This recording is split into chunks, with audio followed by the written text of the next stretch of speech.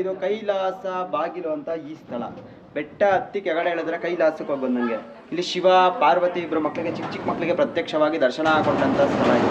ಅದಕ್ಕೋಸ್ಕರ 12 ಜ್ಯೋತಿರ್ಲಿಂಗ ಪ್ರತಿಷ್ಠಾಪನೆ ಮಾಡಿದ್ದಾರೆ. ಈ ಜ್ಯೋತಿರ್ಲಿಂಗಗಳನ್ನ ನೋಡ್ಬೇಕಂದ್ರೆ ಭಾರತ ದೇಶದಲ್ಲಿ 12 ಕಡೆ ಹೋಗಬೇಕು. ಇಲ್ಲೊಂದೇ ಕಡೆ ದರ್ಶನ ಆಗುತ್ತೆ. ದರ್ಶನ ಮಾಡ್ಕೊಂಡು ಭಕ್ತಿಯಿಂದ ಮೇಲೆ ಹೋದ್ರೆ ಗಂಗಾಧರೇಶ್ವರ ದೇವಸ್ಥಾನ, ವೀರಭದ್ರ ಸ್ವಾಮಿ ದೇವಸ್ಥಾನ, ಸುತ್ತ ಬಸವಣ್ಣ, ಎತ್ತ ಬಸವಣ್ಣ, ಶಾಂತಲ ಆತ್ಮಹತ್ಯೆ ಮಾಡ್ಕೊಂಡಿರೋ ಸ್ಥಳ ಇದೆ.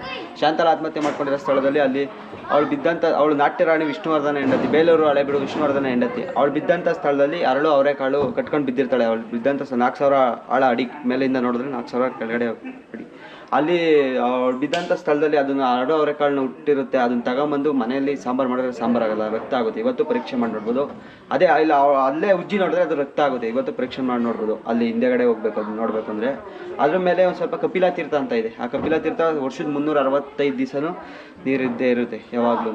ಮತ್ತೆ ಮೇಲ್ಗಡೆ ಹೋದ್ರೆ ಉರಿಗಂಬ ತೀರ್ಥಕಂಬ ನೋಡಿದ್ರೆ ಅಲ್ಲಿ ಮೇಲೆ ಉರಿಗಂಬ ತೀರ್ಥಕಂಬದಲ್ಲಿ ಕಾರ್ತಿಕ ಮಾಸದಲ್ಲಿ ಕಿರ್ದಿ ಹುಳಿಗೆ ಅಂತ ಬರುತ್ತೆ. ಆ ಕಿರ್ದಿ ಹುಳಿಗೆ ದೀಪ ಹಚ್ತಾರೆ.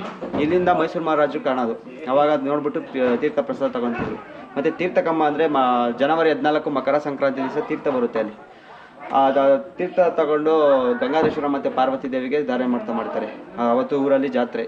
ಮತ್ತು ಒಳಕಲ್ ತೀರ್ಥ ನೋಡಿದ್ರೆ ಒಳಕಲ್ ತೀರ್ಥ ಪಾಪ ವಿಮೋಚನ ತೀರ್ಥ ಅಂತ. ನೀರು ಸಿಕ್ಕಿದ್ರೆ ಪುಣ್ಯ ಅಂತ ಹೇಳ್ತಾರೆ, ನೀರು ಸಿಕ್ಕಿಲ್ಲ ಅಂದರೆ ಮಾಡಿರೋ ಕರ್ಮ ಇನ್ನೂ ಹೊರ್ದಿಲ್ಲ ಅಂತ.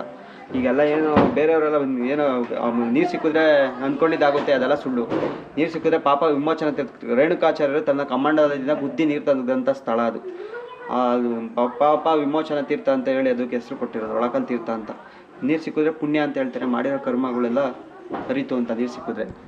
ಮತ್ತು ಗಂಗಾಧರೇಶ್ವರ ವನದೇವಿ ಮೇನ್ ಟೆಂಪಲ್ ಕೆಳಗಡೆ ಗಂಗಾಧರೇಶ್ವರನಿಗೆ ತುಪ್ಪ ಹಾಕಿದ್ರೆ ಬೆಣ್ಣೆ ಆಗುತ್ತೆ, ಪುನರಾವರ್ತನೆ. ನಾವು ಮನೇಲಿ ಬೆಣ್ಣೆ ತಗೊಂಡೋದ್ರೆ ತುಪ್ಪ ಆಗುತ್ತೆ.